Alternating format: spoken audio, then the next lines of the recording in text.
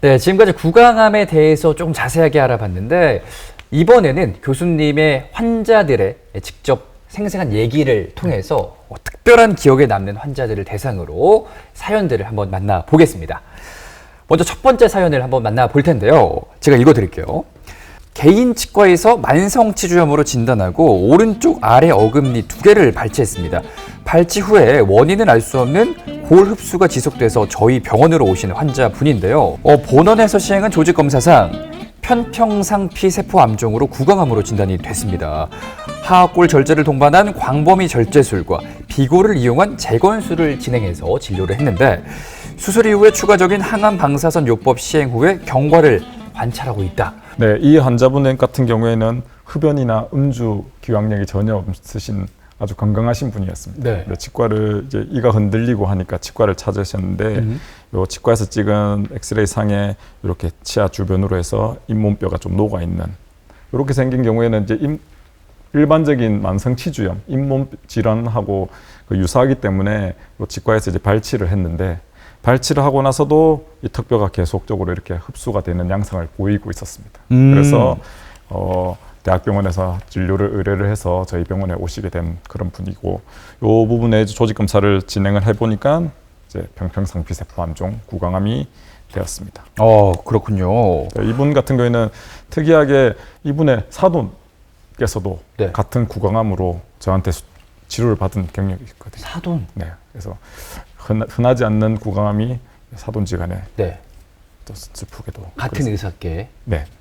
두 분 다 이제 네, 지금 잘 된 거죠, 수술은? 네, 잘 진행하고 계십니다. 그리고 최근에 뭐 CAD, CAM 이걸 네, 이용해서 캐드캠. 수술을 또 캐드캠이에요? 네, 그렇군요. 함부로 발음했다가 또 네. 안 되니까. 네. 최근에는 예전에는 이걸 다시 RP 모델을 만들어서 그걸 자르고 이렇게 수술실 안에서 뭔가를 조정해갖고 맞추고 하기 때문에 수술 시간도 아주 오래 걸리고 했는데 네. 이제는 수술 계획을 미리 세워서 캐드캠을 이용해서 수술용 가이드 같은 것들을 만들고 요 다리뼈에 있는 요 피부와 혈관을 다 올려서 목에 있는 혈관과 이어주는 그래서 이걸 재건을 해주는 그래서 형태적으로 원래 있던 하악골하고 형태적으로 유사하게 만들어져서 차후에는 뭐 임플란트나 이런 것들도 가능할 수 있게 그렇게 재건을 해준 그런 케이스입니다. 훨씬 편리해졌네요. 네. 네, 그렇군요. 네, 이어서 두 번째 환자도 한번 만나볼 텐데요. 교수님께서 직접 소개를 해주시죠. 네, 언제부턴지 모르게 왼쪽 볼이 부었어요. 한쪽 편이 더 부어 있어서. 한쪽만? 네, 한쪽만. 오. 그래서 보호자가 이제 치과에 가니까 엑스레이를 찍어보고 네. 물혹을 발견해서 대학병원에 의뢰하신 그런 분입니다. 왼쪽 볼에 물 혹이 생긴 네, 거예요? 입안에는 별로 아무런 이상 소견이 없었는데 이제 볼이 부어 있었는데 네. 저희가 보니까 요 왼쪽 턱뼈에 오른쪽처럼 있어야 되는 부분에 이제 검게 그러네. 물혹이 생겨 있는데 요 관절 부분까지 다 포함을 해서 생겨 있기 때문에 아주 물혹이 큰 상태였습니다. 이게 엑스레이를 찍지 않는 이상은 발견을 못하는 거죠? 이게 통증이나 이런 게 없기 때문에 잘 모를 수 있습니다. 그럼 바깥쪽으로 이제 좀 부은 그 느낌만 나는 네, 거죠, 네, 볼 네, 때. 네. 병소가 크기 때문에 이 물혹을 제거하고 나면은 하악골이 골절이 일어난다든지 네. 혹은 계속적인 반복적으로 생긴다면은 이 전체를 다 절제를 해내야 될 수 있는 그런 큰 수술을 앞두고 있는데 요 친구 같은 경우에는 올 때마다 너무 천진난만하게 웃어가지고 아이고. 제가 네. 아주 좀 신경을 써서 꼭 치료를 해야겠다 이렇게 마음먹은 그런 환자였습니다. 네. 수술을 하고 네. 나서 이렇게 되겠습니다.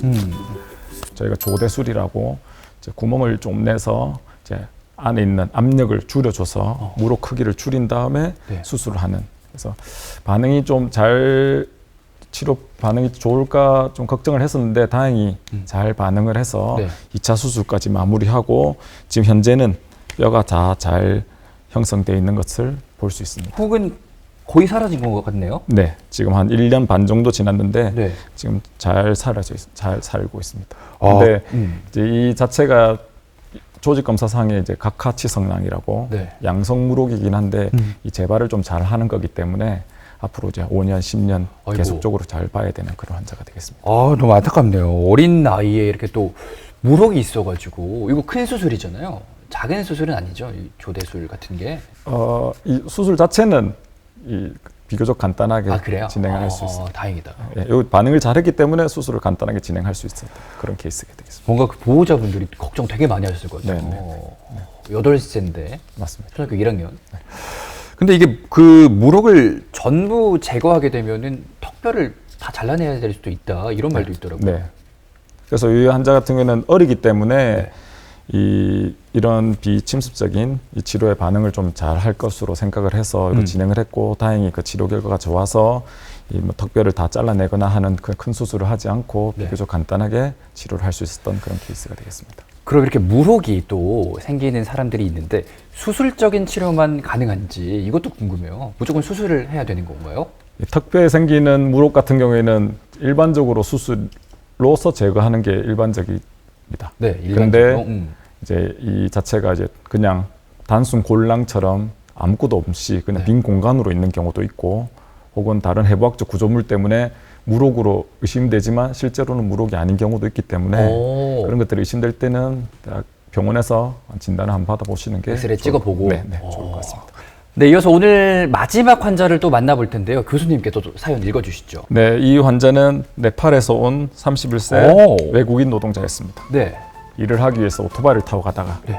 트럭하고 부딪히는 아이고. 그런 사고가 일어나서 입술하고 입안에 다수 열상하고 더 치아도 많이 부러지고 네. 여기 보시면 광대뼈하고 안화 주위에 안화 저 골절도 관찰되어서 아, 이거 오토바이 사고 저도 길 가다 보면은 네. 진짜 피가 엄청 많이 나시더라고요. 맞습니다. 얼굴 같은데. 그분 중에 한 분이고. 헬멧을 꼭 잘 쓰고 다니셔야 돼요. 그러니까요. 지금 이 MRI 사진을 보면은 CT입니다. CT예요. CT. 아, 그래요. CT 다르죠, 두 개가. 네. 그렇습니다. 이렇게 골절도 많이 발생하고 되게 많은 부위가 다친 걸로 보이는데 이 다음 사진을 한번 볼게요. 이게 수술을 한 뒤 사진이죠? 네, 맞습니다. 네.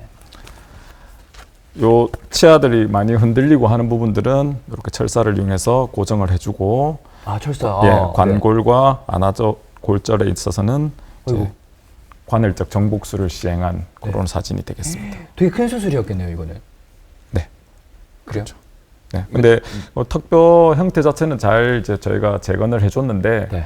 문제는 치아의 보철 치료 자체는 보험이 안 되는 관계로 이 환자가 치아 치료를 마무리 못하고 네팔로 간 거예요? 아직까지는 않았는데 네. 이제 거기 가서 이제 치료를 하겠다고 아. 치료비 부담 때문에 뭔가 끝맺음이 안 된 그런 환자라서 좀 안타까움이 남아 있을 것 같아요.